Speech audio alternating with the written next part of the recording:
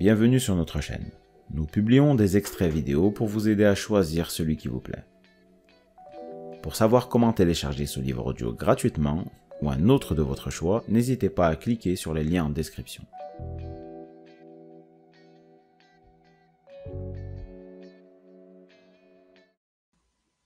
Milan est agité ce matin, comme tous les matins. J'adore l'ambiance de cette ville qui ne s'arrête jamais, et ma rue est une des plus animées. Les commerçants s'affairent déjà devant leurs vitrines. Mathilde, ma voisine d'en face, aère son salon et arrose ses géraniums. Les livreurs débutent leur tournée et font enrager les automobilistes. Concert de klaxons. Cartables colorés sautillant sur les petites épaules des enfants qui courent vers le bus. Tout le monde semble pressé de commencer cette journée, et moi, je suis incapable de quitter mon pyjama et de me brosser les dents comme s'il s'agissait de gravir l'Everest. Je me traîne jusqu'à mon sac pour consulter mon agenda. Une réunion avec l'équipe m'attend dans 1 heure. J'ai perdu goût à tout. Azzurra est partie en emportant ma joie de vivre et notre rituel du réveil. Avant, j'écoutais ses messages vocaux pendant le petit déjeuner. Ses podcasts, devrais-je dire.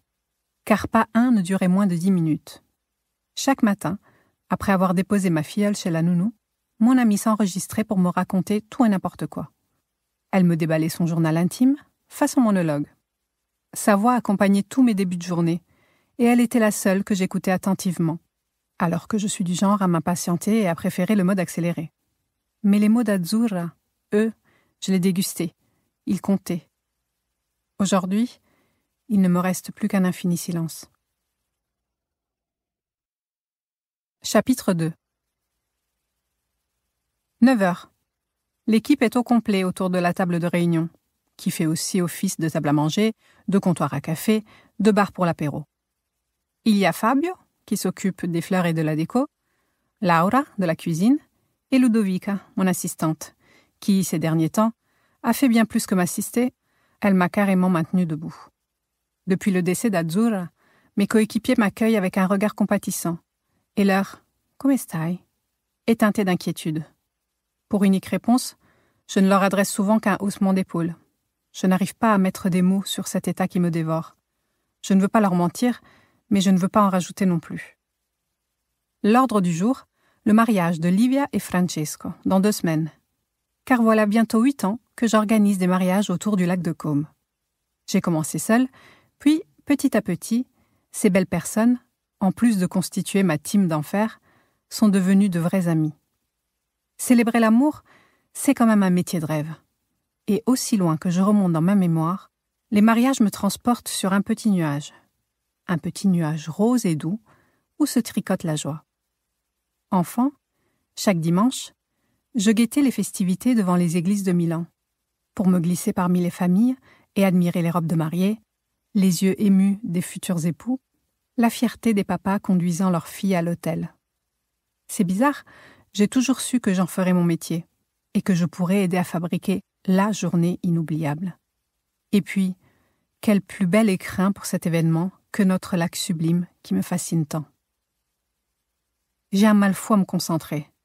Les discussions, les questionnements et les propositions des uns et des autres me parviennent comme un bourdonnement approximatif. Plusieurs fois, Ludovica me caresse discrètement le bras pour que je revienne. Elle me connaît bien, Ludovica. Elle sait que je peux être ici et en même temps très loin, physiquement là, mais en vrai sur une autre planète. Les futurs mariés vivent en Sardaigne. Ils font une dernière fois le déplacement jusqu'au lac avant le grand jour, afin de valider les ultimes préparatifs. Il faut que je sois au point. Au prix où je facture mes services, on se doit d'être irréprochable. Livia et Francesco payent cher pour vivre le plus beau jour de leur vie. Alors même si ma douleur est immense, elle ne doit pas venir troubler leur bonheur. Valentina, Valentina. J'atterris de nouveau au bureau. Laura me tend quelque chose. Mange un bout. Je t'ai préparé ton gâteau préféré. Noix et chocolat. Cette attention fait dans la seconde jaillir un torrent de larmes de mes yeux, qu'il m'est impossible de maîtriser. Je prie mes amis de m'excuser, quitte la salle de réunion et m'enferme aux toilettes.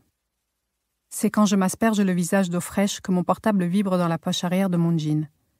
Une photo de ma filleule dans les bras de son papa s'affiche sur l'écran. Je décroche en retenant mon souffle, comme si j'espérais que Federico, m'annonce que tout cela n'était qu'une mauvaise blague, que sa femme se tient près de lui, prête à lui arracher le combiné pour me proposer un spritz ce soir. Prête, surtout, à se moquer de la tête d'enterrement que l'on tire tous depuis un mois, depuis qu'un foutu camion a percuté sa voiture et nous a laissés comme des abrutis. Mais il n'en est rien. Il voudrait simplement... Si ce livre vous a plu, vous pouvez alors le télécharger gratuitement. Pour savoir comment faire, cliquez sur le lien en description de la vidéo.